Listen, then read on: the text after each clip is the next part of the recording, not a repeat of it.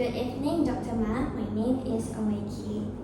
First of all, I'm going to present about the nature in the law of agency, the effects on the contract that made by agents, and the termination of agency.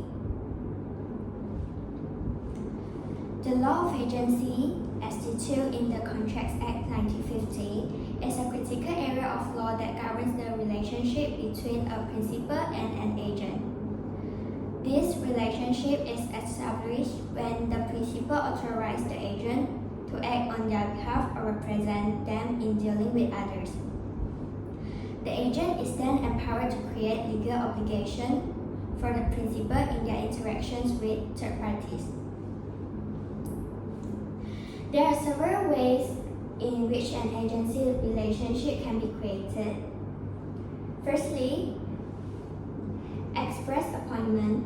This involves a clear and direct grant of authority from the principal to the agent, either in writing or verbally.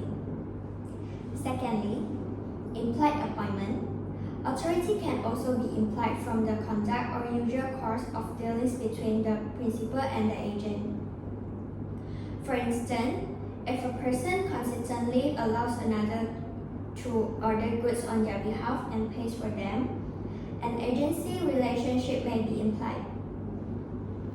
Thirdly, ratification. This occurs when the principal approves an act performed by the agent after the fact. Fourthly, the necessity.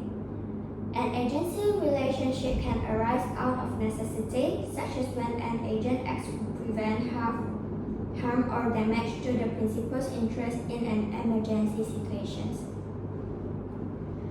Fifthly, the estoppel. The principal can be bound by the acts of the agent if the principal, through their actions or inactions, leads others to believe that the agent has the authority to act on their behalf. A classic example is when the principal does not deny an agent's claim of authority in front of a third party, thereby creating an agency relationship by estoppel. And the effects of contracts made by agents are significant. According to Section 179 of Contract Act 1950, contracts entered into by an agent and obligations arising from the agent's acts are legally binding as if the principal had personally entered into the contracts and performed the acts.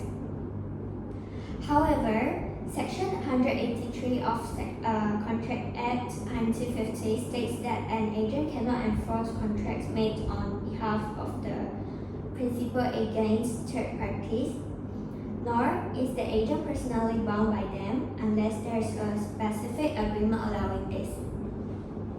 In summary, the law of agency is a complex yet essential aspect of contract law that allows for the delegation of authority and the conduct of transactions through agents. It ensures that principals are bound by the actions of their agents within the scope of their authority, while also protecting the interests of third parties dealing with agents. That's all for my speech. Thank you.